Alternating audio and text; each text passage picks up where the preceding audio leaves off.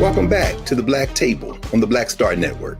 This is our weekly hour, devoted to exploring ideas and subjects of special importance to people of African descent and others fighting to build a better society.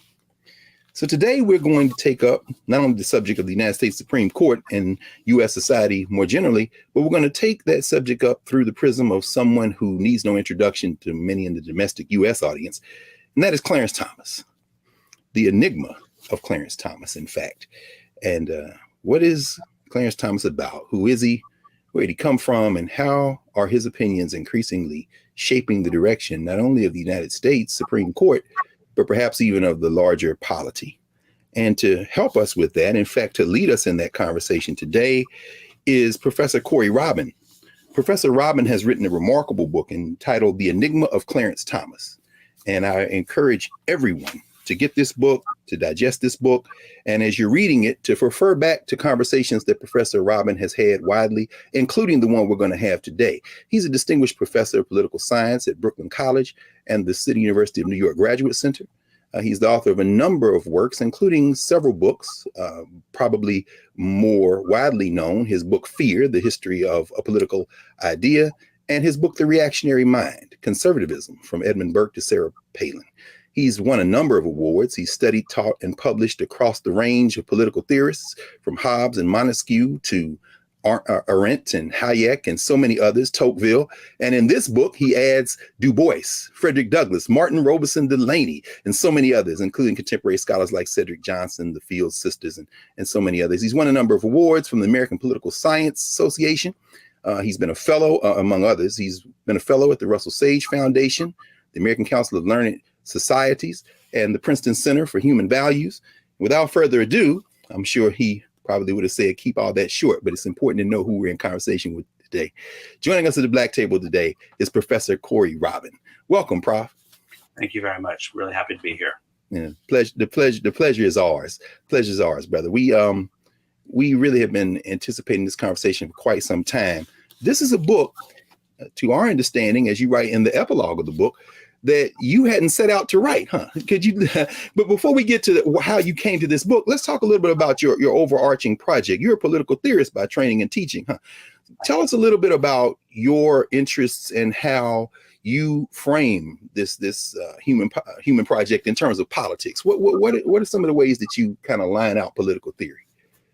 Well, I'm on the left, but I've always been interested in the right and the forces of reaction, counter-revolution, and conservatism, the broad front of reaction. And that goes back to my first book, which you mentioned in the introduction. But when I finished my second book on the reactionary mind, I really thought I was done with the right, and I wasn't going to be interested in it anymore. And, the world had other things in mind, for me. And so I came to this project a little bit unwillingly. Somebody had asked me to write an article for an anthology on Clarence Thomas. I mean, the anthology was on African-American political thought more generally, but they wanted a chapter on Thomas, and nobody wanted to do it. So I I sort of got stuck with it. And like I said, I wasn't into it because I wasn't really interested in the right anymore. But once I started reading about this guy, about whom I think I had most of the usual stereotypes that people have about Clarence Thomas, it really broke things open for me. And I felt like there was a much bigger story here that had to be told. And that's how I came to the book. Wow.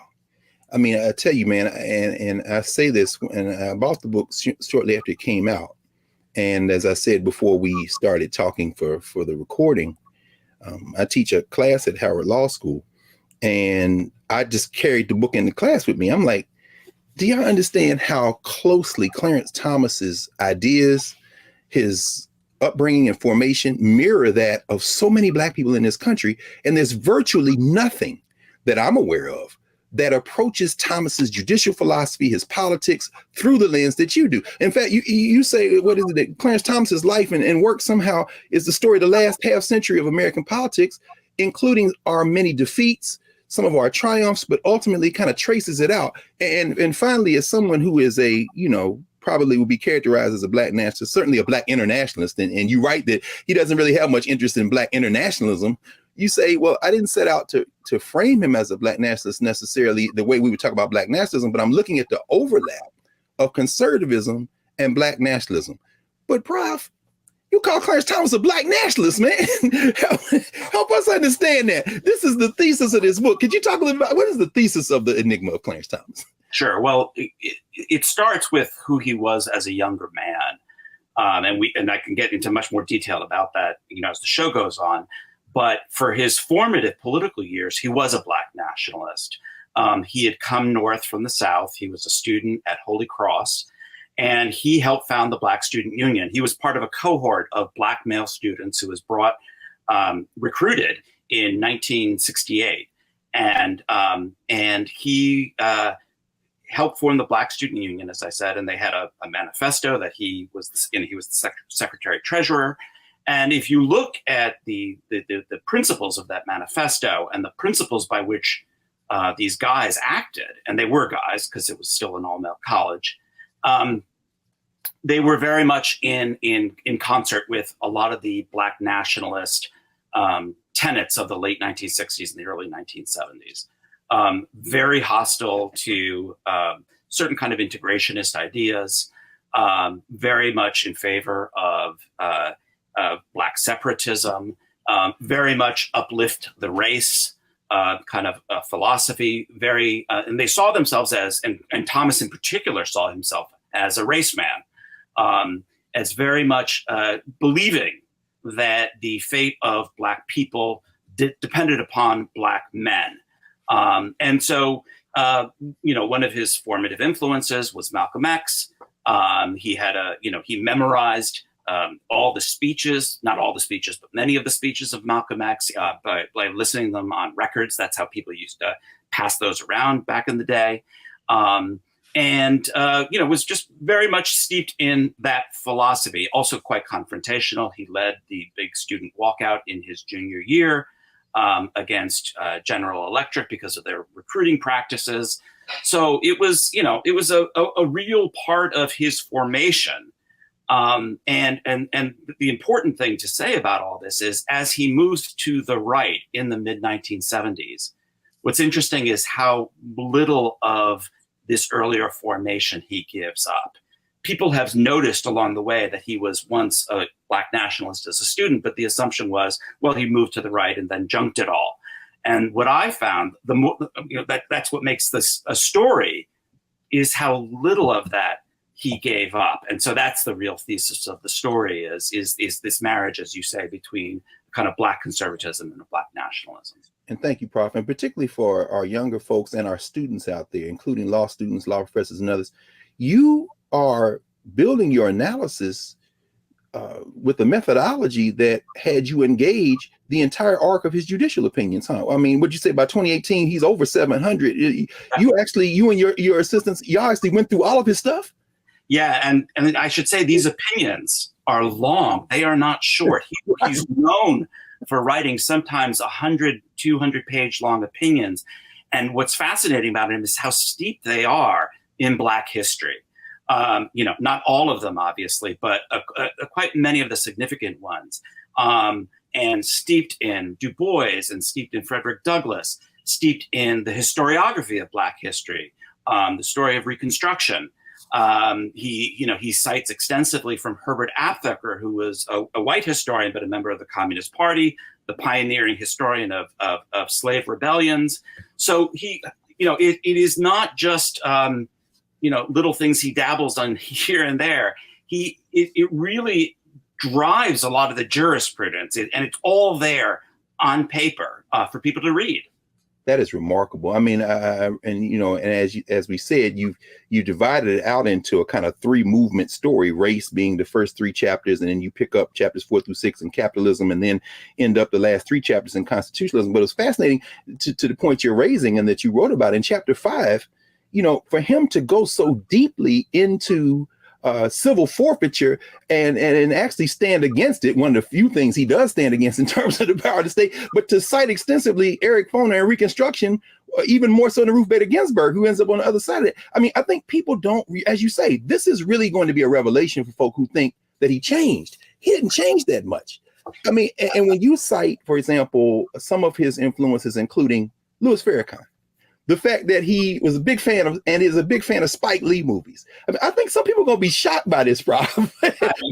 I certainly was, when I found this all out, and it's really, really, really interesting. I mean, you talked about the civil forfeiture stuff, but also, with the takings clause, which is a provision of the Fifth Amendment about the taking of property, and what's fascinating there, he has a big case coming out of New Haven, and he talks about urban renewal as black renewal, which was, a kind of, urban renewal as black removal, which was, a big slogan and motif. That's right.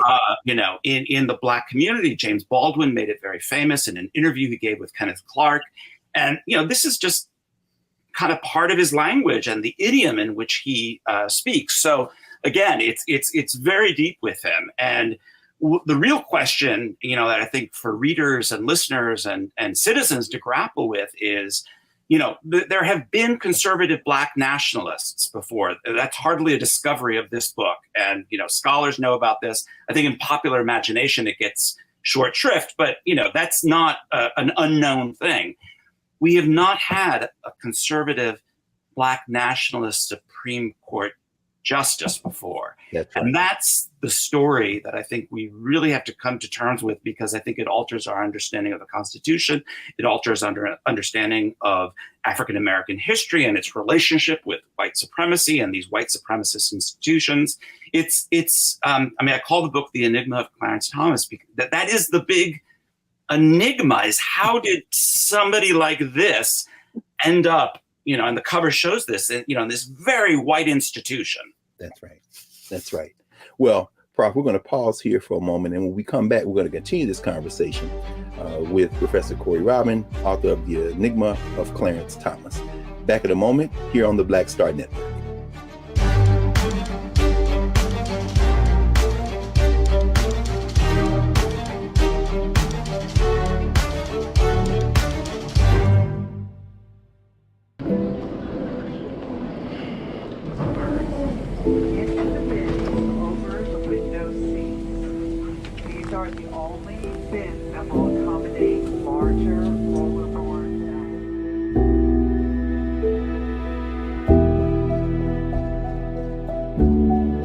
Put 10 in here? 10, and you don't come out till you die. And you eat him, you eat 10. Oh my God. So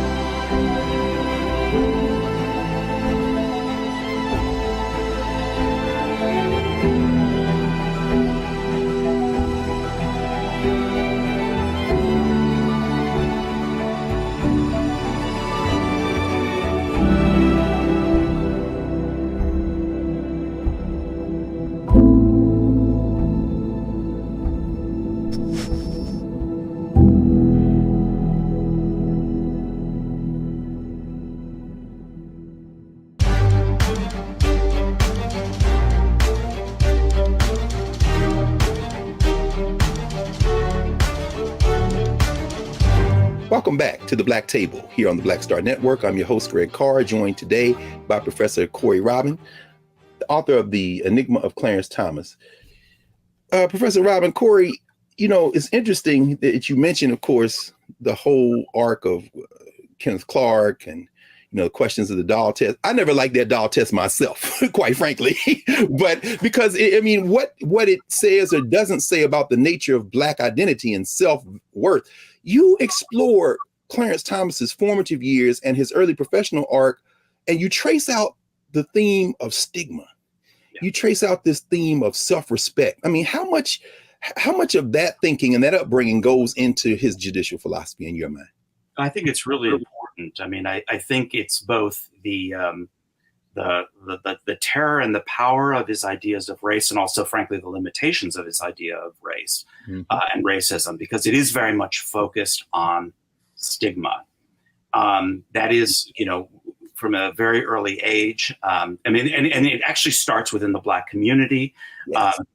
Clarence Thomas was born in Pinpoint, which is a very poor town on the coast of the Atlantic in Georgia, not far from Savannah. And when he's about 5 or 6 years old, he moves to Savannah, where he's to move in with his grandfather, who's a kind of, you would say today middle class, except was not from a middle class background himself. Was very working class, but nevertheless he owned his own fuel delivery company. He owned some property, but the thing about Thomas was, when he goes to school, is he's much darker than other Black students. Okay. And this is, by his own memory, this is his first real confrontation with the color line, is colorism. Well, Corey, I almost hesitate to say this, but again, this is a Black Table. We're being candid. At 57 years old, I am old enough to remember when in elementary school, it was an insult for a quote unquote lighter skinned Black child to talk to a Black one and call them ABC. I remember America's Blackest Child. And so Clarence Thomas does too, a generation before us, but yeah.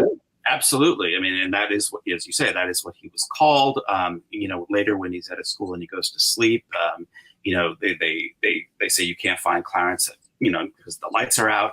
It's a very, wounding, painful experience for him. And he doesn't forget it. And he begins to apply it as he gets older. This is how he begins to understand Black liberalism. Is, it's the professional managerial class that tends to be lighter and wealthier. And so, these ideas about color and race are very formative for him. And they come to center on this idea of a stigma, that Black people are stigmatized. And this is then going to carry, this is a long story, but just to cut to the chase, it's going to carry over to his ideas about affirmative action. Most conservatives, white conservatives, when they talk about affirmative action, they believe it's an offense against colorblindness. And what's interesting about Thomas, even though his white conservative fan base thinks he's a colorblind jurist, he's anything but that. He's the complete opposite of that. Yeah. And for him, one of the key wrongs of affirmative action is how it stigmatizes Black people, in the same way that not every Black person in the 19th century was enslaved, but nevertheless, all Black people carried the stigma of slavery and of racialized inferiority, whether they were free or enslaved. Thomas argues that, of course, not all Black people are in a university by virtue of affirmative action, or in a workplace by affirmative action. Nevertheless, because of racism, they will carry that stigma that they got there. And it's not just a stigma of inferiority, it's a stigma of that you could only get where you got to by virtue of white benevolence. Yes. And this is, very important for his ideas about racial uplift and the centrality of Black self-help, that affirmative action is an ideological story that persists with this this notion that Black people can only get to where they get to, if they get anywhere, yes, by virtue of white help.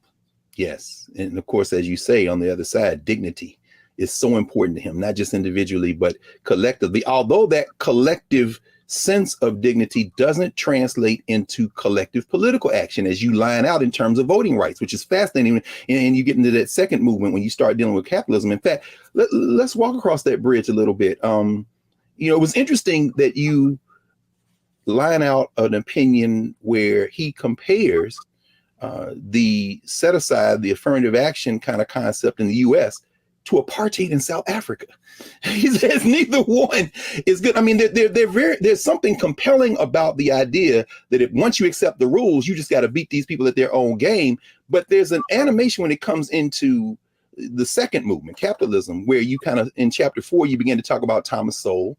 Yeah. And I think about the fact, of course, Thomas Sowell started out at Howard, and he writes about that in his memoir, and Sterling Brown and others are like, well, go test yourself against these other folks. what would you think Clarence Thomas would have to say to Black folk who say, well, we need these programs? I mean, Clarence Thomas, does he think that perhaps this enfeebles the Black population to kind of rely on these kind of programs? Yeah, very much so. I mean, I'm skipping to the third part of the book, but just Please. again, quickly, Thomas believes that the whole apparatus of modern welfare state liberalism, whether it be, the welfare state itself, voting rights, and other, the sort of the cultural revolution of the 1960s, the sexual revolution, that all of these things have crippled the Black community, and in particular, Black men. Now, Thomas has a very patriarchal vision of racial progress and of racial identification. I should say he's not really alone in this. No. He really, he says it well into this time in the Reagan administration in the mid-1980s in a speech he gives in Savannah at a Black college in HBCU. Ironically, of course, Savannah State, right there near his hometown, no question. Yeah. Exactly. And he says, I'm getting the quote on, but the future or the fate of the Black race depends upon the Black man. And this is not in his, young undergraduate days. This is when he's, a member of, the head of the EEOC in the Reagan administration. And so this is, for him, all of these liberal programs have weakened Black men. And for him, if you were to say to him, we need these programs, that is a statement of abjectness, of destitution so profound and wounding to him that he thinks, you couldn't come up with a greater self-indictment than a statement like that. So he really has this idea of Black sovereignty, Black male sovereignty, I should say. That, the second that it is extended from the state, the white state, and I'll explain what I mean by that in 1 second, that stigma returns and that kind of wound returns, and that it is so crippling and stifling. Now, the reason I say the white state is if Black people help each other, particularly if Black men help their communities the way his grandfather in his memory did, that's a completely different story. So he's not a rugged individualist. And again, he's misread on this by many, many of his fans and his critics. He is not an individualist. He believes very centrally in the importance of communal support. And I put it in quotations because it's really the Black patriarch dispensing his patronage to the Black community. That is his vision. He does not believe is crippling. That he believes is empowering, that he believes is the path of racial progress. And what's more, he says, this is the story of how Black people survived under slavery, under Jim Crow. And it's interesting because I think a lot of the Black academic left, uses that word of survival, persistence, the sort of the Black melancholic left. This is the language of Clarence Thomas as well. Indeed. This is not, an empowered freedom movement, that's, in that sense. It is about the persistence of a subjugated, despised minority in the face of, of everything saying you couldn't survive. It's interesting, Corey, because while that is the language of a lot of the Black left and the Black academic left and kind of professional managerial class, for Clarence Thomas, that perhaps would be viewed, as you kind of describe, as a top-down philosophy. He's coming from the bottom up, so to speak. And so, there is a class analysis that you get into, particularly when you start dealing with criminal justice and you start talking about issues of incarceration. In your mind, does Thomas perhaps see himself as a representative of the lower classes, the working classes, the poor? Because he does have a sort of contempt, ironically, since he came out of a couple of those institutions, for this kind of professional managerial class. Could you walk us through some of that? Because he's at the center of power. But when I was writing the book, Cedric Johnson, who was a real influence on the book's conception, and his book was sort of transformative for me, but he read the manuscript and he really pushed on that class dimension, and it's complicated with Thomas. He is from, you can't say the Black working class, but he's certainly from a Black poor. Yeah. And then is raised by his grandfather, who was more the Black middle class. He has a weird class background, and then he becomes part of the Black professional managerial class. once he goes to Holy Cross and onward. And on the one hand, he has real contempt for that Black professional managerial class. I don't think he's that strange or rare in that regard. A lot of white, PMCs have contempt for other, it's pretty common. And quietly as it's kept, Prof, a lot of Black too. But let's just be frank about. I'm sure Cedric said that to you anyway. And so, there's that kind of contempt, and he claims to be speaking on behalf of the authentic Black community that is working class, that is poor, and so on. And yet, as you pointed out in the book, his conception of racial wounds and racial grievances, are very much, with this focus on stigma, for instance, they're very much PMC type concerns, when he talks about it, it's, how you get viewed in the seminar room, how you get viewed in the executive boardroom, how so it's a very rarefied, strata. And he's not particularly interested in the kind of stigma that gets attached to Black working class men. In inner cities, in high crime areas and so forth. And to the extent that he does talk about that, his answer is, and he's very frank about this, actually. I mean, that's the other thing. He doesn't hide any of this. No. He's very upfront. And his answer is, all the more reason why, if you're Black and you're male and you're poor and working class and you live in a city, you need to stay the hell away from anything. My God. Anything that even will attract, even the slightest bit of notice from the police, from the state. All the more reason to stay away. And he claims this is what his grandfather taught him, and that, liberalism has blurred that line to the detriment of the Black community. We appreciate you, Prof. I'm sure there are a lot of our viewers right now who had very similar talks in their families. So this is not unfamiliar at all. And it's been really a revelation so far. We're going to take a pause for a moment, Prof. And when we come back, we're going to continue this conversation here at the Black Table with Professor Corey Robin, author of The Enigma of Clarence Thomas, political theorist, student of political theory. And we'll be back in a moment.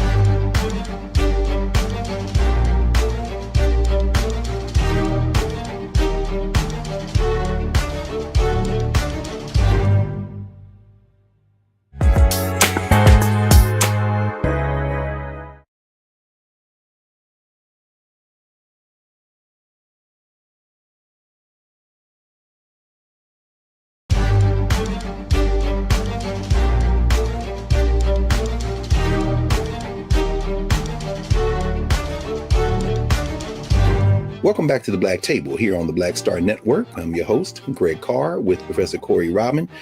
Prof, let's look at how Clarence Thomas, his interpretation of the law, with this political philosophy, with this cultural grounding he has, how that translates into how he reads the Constitution. You write about how at his confirmation, well, first of all, you write about how he never aspired to be on the bench in the first place. And that's fascinating. I mean, maybe say a few words about that when he makes the transition from EEOC to the bench. But at his confirmations, people might think that he would be an originalist. But in fact, he talks about the Constitution being a living document. And people have accused him of being a kind of doctrinaire when it comes to natural law. But you write, when you go through his opinions, that is in fact not the case. And so if he sees Black people as being able to pull ourselves up by our bootstraps, so to speak, why doesn't that translate, for example, in his assessment of voting rights and Constitution protections? Why doesn't that translate into a philosophy of collective Black political action? Why is he so hard on Black folk when race seems to be a factor in enhancing Black political power instead of the opposite? Any of those things. Sorry, what's that? No. Go right ahead. I'm sorry. Yeah. So, I mean, this is, in a lot of ways, I think you get into the real kind of darkness of his worldview. And it's a very conservative one in this regard, which is that the more adversity, the harder things are, the more heroic the efforts that will be launched in response to that. It's a very masculinist view. Yes. It's a very, in some ways, it's a kind of very Catholic view. He quotes from Thomas Aquinas, to justify these kinds of views. But he's not shy about this. And so for him, the thing about voting rights, there's a lot of things he has a critique of voting rights, but is that, again, it all depends. Well, it all depends upon white beneficence.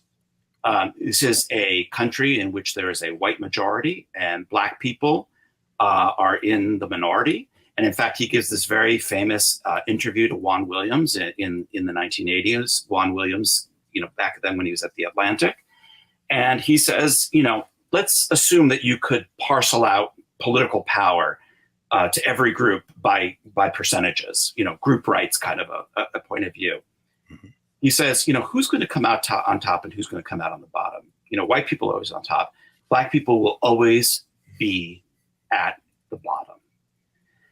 And the more you depend upon white actors, white benevolence to secure your status. And he says, let's be clear, that's what a lot of these, voting rights, gerrymandered decisions are all about. That's why he compares it to racial apartheid, is that these are all under the control of white political actors.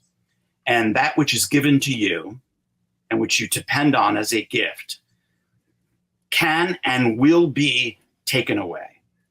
Corey, that sounds remarkably close to, not the same as, but it certainly overlaps with somebody who you say Clarence Thomas actually gives favorable reviews to, and that's Derek Bell. Yeah. Yeah, in 1987-88, he reviews one of Bell's books in the Wall Street Journal, and it's a remarkably sympathetic view. It's also very, similar to what Marcus Garvey said about the vote. Absolutely. It's that the state, the political, because it is necessarily, by definition, especially in a democracy, it is the sphere of the white majority. Black people will always, come out on the bottom and can't depend upon it, and therefore should turn to a different sphere altogether. They should give up on politics, not just voting, but protest politics, social movements, community organizing, the whole panoply of Black politics. They should give up on. And so again, people read these opinions about, on voting rights. He has not been shy about this. No. And one of the frustrations I have is that, people think that Clarence Thomas, if he says anything that sounds Black nationalist or he quotes Malcolm X, he's somehow lying. This is a guy who's willing to say some of the most horrific things. Yeah. He's not shy about it at all. So why would he want to dress it up in any way? It doesn't really, add up. But he's just, like I said, very, very forthright on the question about voting rights and about politics. And I call this white state black market, this part of the book. And that is why he really turns to the market and has, I think, a completely absurd idea about capitalism and its separations, but again, not unprecedented. I was really influenced in some of the revisionist historiography on Black Power movements in the late 60s and early 1970s. A lot of them are experimenting with Black capitalism. Oh, it's no question about it. So he's not that far off from that whole milieu. And of course, the Nixon administration very cynically uses. That's right. They take out ads. Black power. Capitalism is Black power. That's right. So it's a very murky time in the late 60s, early 70s. Really after 1968, which was the high point of Black success and Black political protest. When people are engaging in these experiments and, just Thomas, he's like any ideologue, he just takes that idea and he runs with it all the way right to the end. Well, let's talk about that some, Corey. So if the market then is the answer, if capitalism is the answer, or at least a step in that direction of an answer of Black power and Black self-empowerment, then why does he come out where he does on questions like, for example, disparate impact cases? And why does he not, even in terms of the relationship between speech and money, is he so laissez-faire when it comes to these kind of corporate interests, when folks on the other side would say they're putting their thumb on the scale, Clarence, the state has to intervene. Could you walk us through some of that? If the market is the answer, how does he come down on some of these issues the way he does? Yeah, I mean, this is where I think the more, libertarian or, conservative part of him, he really, kicks in. I mean, well, let's take a step back first. Yes. I think, first of all, I think he thinks of the economy not as the way he thinks of the state. It's not a completely cohesive, unitary thing. It has niches in it, and it has spaces. So you look at something like black hairdressers. He looks at all these niches that African Americans over the years have filled and have accumulated some kind of wealth and capital. And he said, and again, this is a very autobiographical story for him. This is the story of his grandfather. Black people weren't being getting oil, fuel. And so his grandfather started off by just delivering wood and filled a niche. And he really thinks that is the way that capitalism works. And it's also very Booker T. Washington, very Isaiah Montgomery, very Marcus Garvey, as you say. Even as ironically, Washington is kind of surreptitiously funding challenges to Jim Crow laws in the South. His public face, this is very consistent, as you say. I mean, and it still resonates in a lot of corners of the Black community today. Absolutely. And this is the circles in which he's traveling in the 1970s and the early 1980s. Other Black conservatives are really, making these kinds of arguments. And they've been sort of forgotten by there was a time in which those arguments got a lot of attention in the mainstream media and the white media. And it's all been kind of overshadowed over the years by a lot of other developments. But, these were really, front and center. I remember in high school, Black conservatives, it was really a kind of, the Reagan administration had a lot invested in, making sure people saw themselves connected with this. And ironically, in Black nationalist communities at that same time, whether it be Floyd McKissick and those guys in North Carolina with Soul City, we talked with Adolph Reed a few weeks ago about that, whether it be the Black nationalists, whether it be Ocean Hill, Brownsville, and Brooklyn in the East, the African-centered education movement. It wasn't just the Black conservatives who politically were seen as being aligned with Reagan and Meese and the big meeting they had in 1980, what was it, Claremont somewhere? No, it was also the Pan-Africanists and the Black nationalists. So it gets real messy. This is why your book is so important. Well, James Foreman's book, James Foreman Jr., Locking Up Our Own, really goes into this as well on criminal justice issues. And, he says it's not just that African Americans in Washington, D.C., are really pushing for some tough on crime stuff. Many of the most vocal, voices on behalf of that are, as you say, kind of Black nationalist, Pan-Africanist voices. So this is a whole milieu that sees, the function of the state. And Thomas, I should say on that particular issue is even more out there than a lot of other Black conservatives. They're supporting things like enterprise zones. Remember that was the big thing in the 80s. Absolutely. And he says, the first thing you got to deal with is crime. You cannot have a Black entrepreneurial class. You can't, have a Black market, as it were. Unless you've got crime under control. And if you look at some of his crime decisions, what's fascinating about them on the court, who are the victims of those decisions? It's oftentimes Black participants in the market, women, grandmothers who can't go to the corner store because there are gangs on the street, home sales that are not happening in the Black community because crime rates are high. He's got a very clear sense of the connection between harsh criminal justice, the penal state, and the Black market.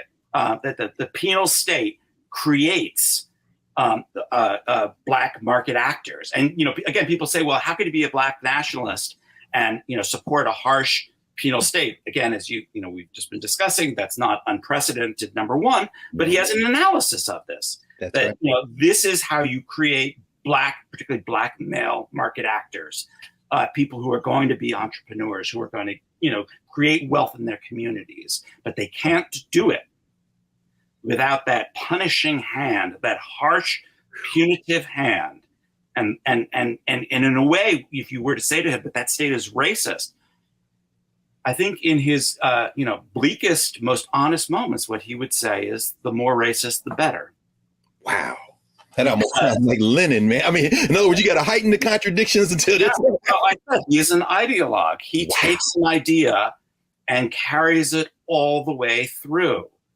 And so, again, if you get nothing from this book, this is not somebody who you can dismiss as a hypocrite or, as just kind of stupid or contradictory. That's right. Just sit with that contradiction for a second. Don't just say that's a sign of a small mind. Ask yourself in good left radical fashion, what does the contradiction reveal? How is it that one can make sense, a unity of that? And once you do that, you'll see that's what he was saying all along. My goodness. I'll tell you what, we're going to pause here one final time, Corey, and when we come back, we're going to hit right there, man. I mean, Clarence Thomas's austere worldview, which perhaps many more of us than what we care to admit might share. We're going to start with that when we come back in a moment here at the Black Table on the Black Star Network. Back in a moment.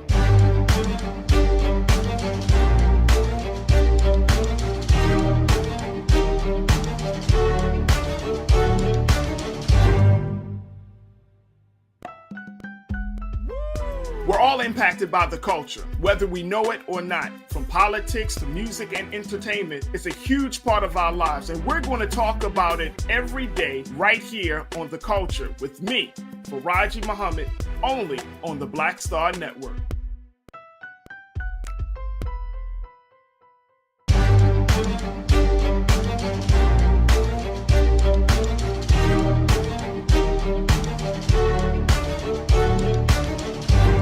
Welcome back to the Black Table here on the Black Star Network. Greg Carr, your host, joined today by Corey Robin, author of The Enigma of Clarence Thomas.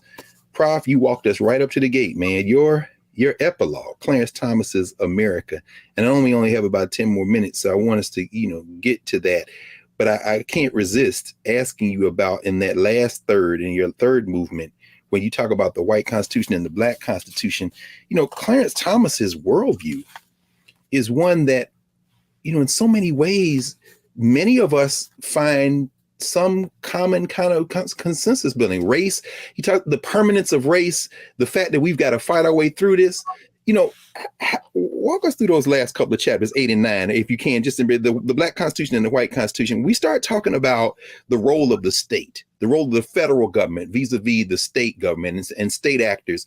I mean, we don't have time, obviously, for you to go through everything, but could you give us a broader view of how Clarence Thomas looks at the function of the state and trying to address some of these issues and what it can and can't do? Sure. The first thing to say, as you said, is Clarence Thomas has two constitutions in mind. One is the Black Constitution. This is the Constitution that's created out of the Civil War, the struggle over emancipation, essentially, with the Reconstruction Amendments.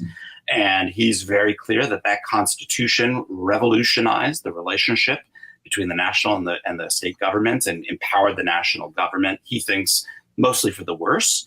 And then there is the White Constitution, the Founders' Constitution, the Framers' Constitution. And people oftentimes say, how could somebody who's a Black nationalist believe in that original Constitution? Well, remember what his originating philosophy is. Black people survived an American version of a totalitarianism, and that's what he calls it. It's this American totalitarianism. If they can survive that, they developed virtues and skills and habits and customs and tactics and strategies that we need to go back to. And he says, people think that I'm anachronistic. I am. I want to go backwards in time in order to move us forward into the future. He's very upfront about this. Man, that's a bizarre version of saying Kofa, brother. I'm gonna tell you right. but it's right there. You're saying it's in black and white. I gotta do is read his opinions. Yeah, exactly. And so he embraces the kind of constitutional transformations that we're seeing today. There's a whole other story about rights there that we probably don't have to get in time to get into. But, he really wants a kind of punitive state that will recreate the adversity, the hardship, the subjugation that Black people once experienced, not because he is a sadist and not because he is, just having a lark, but because he believes out of that experience will come a kind of new generation powerful black men like his grandfather, who will be the salvation of their communities. My goodness. And yeah, sorry, go ahead. No. Please finish your thought, please. No, I mean, and so, with that comes the kind of world that we are increasingly seeing today, where, this is a state that is extraordinarily punitive, but simultaneously cannot protect you. Certainly if you're black, increasingly if you're white. I mean, just think about things like COVID and just the general breakdown of the state apparatus, climate change. We are facing these kind of extinction events. And in this world, and I say it's a mix of Mad Max and Do the Right Thing, which, as you said, Spike Lee is a favorite of his. Yes.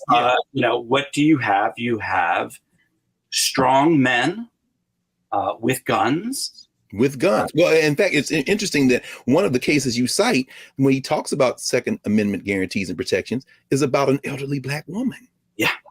That's fascinating, man. I mean, she got to protect herself out here in the hood. These guys are coming. We read very carefully into those footnotes, I can see. Oh, man. Any work that you've done deserves that kind of close reading, man. That's why I'm telling everybody, you need to go get this book. But go ahead, please. Yeah, but, it was a case out of San Francisco, actually. It was an elderly black woman who had a gun. And he talks about this, about the centrality of black arms in the black tradition. His Second Amendment, decisions, particularly McDonald versus Chicago, which is about 12 years old now or 11 years old, really goes into how central it was arming black people during Reconstruction.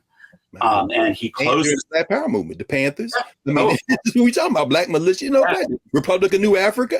Absolutely. Oh, absolutely. I mean, there's a song. Oh God, now I can't remember. It was a song about that not Kathleen Cleaver. No, Elaine Brown, I think, wrote about the centrality of black men being armed and how central that was to the black community. And so this is really to the heart of the whole vision.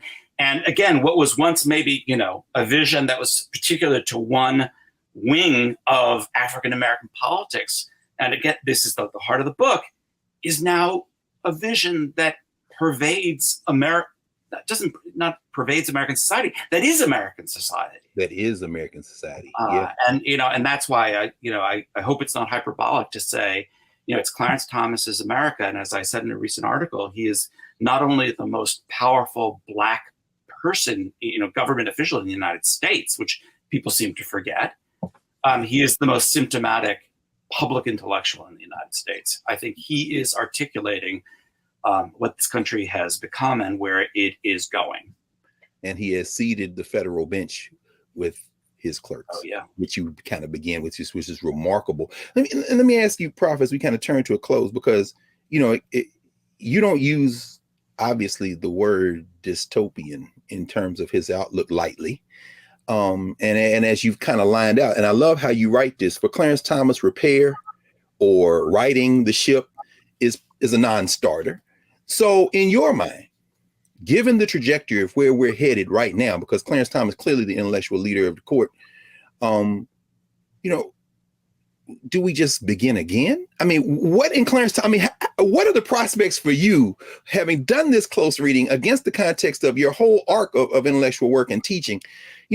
What are the possibilities in a country where this kind of ideology is ascendant?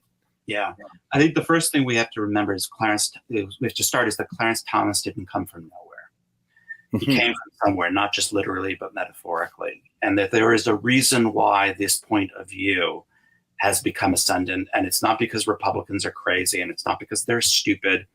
And it's not even just because they are white supremacists. Yes, sir. What it comes out of, I believe, is the defeat of the Black freedom movement in its political phase.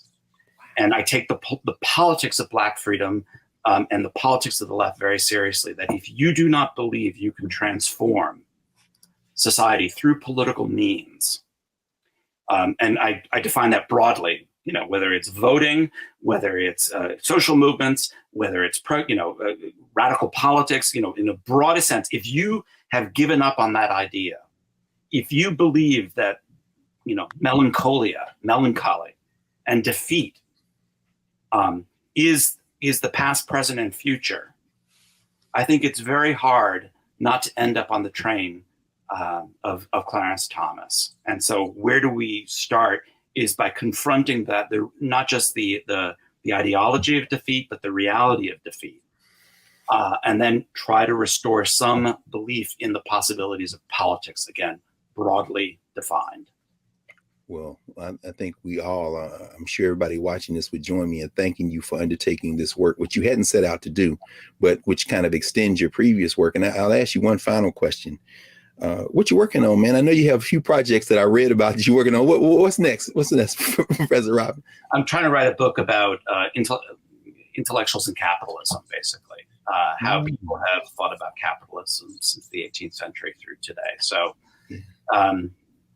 a little less presentist, obviously has, some implications for today, but a little bit going back to history.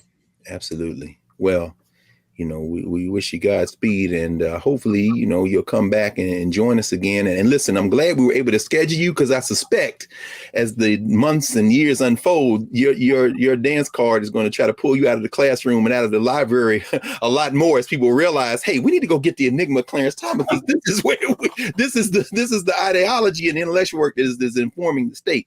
But we want to thank you for joining us today, Professor Robin, and please come back. All right, thank you very much, and I'd be happy to do it. I really enjoyed it. Thank you so much. We'll be back in a moment to clear the table here at the Black Table on the Black Star Network. Back in a moment.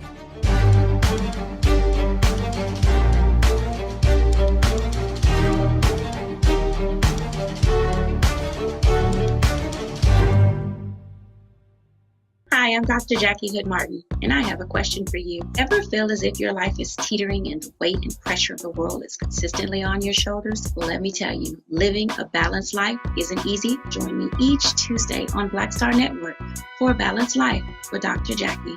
We'll laugh together, cry together, pull ourselves together, and cheer each other on. So join me for new shows each Tuesday on Black Star Network, A Balanced Life with Dr. Jackie.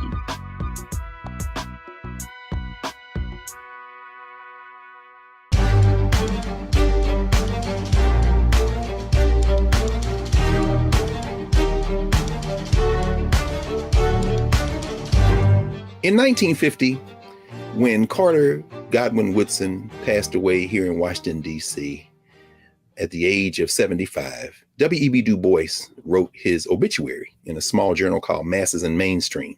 You heard Professor Robin mention Herbert Aptheker, who you would think would be the last person that Clarence Thomas would cite, the Marxist historian, but that was a journal that Herbert Aptheker actually published in as well. And this is what W.B. Du Bois said about Carter G. Woodson. He said, the life of Carter G. Woodson shows what race prejudice can do to a human soul and what it is powerless to prevent. The whole time we were listening to Professor Corey Robin, that quote from Du Bois echoed through my mind, because the life of Clarence Thomas in some ways shows us what race prejudice can do to a human soul and mind and what it is powerless to prevent. And so as we clear the table today, I'm reminded of the song by Jeffrey Osborne, the LTD, Where Did We Go Wrong?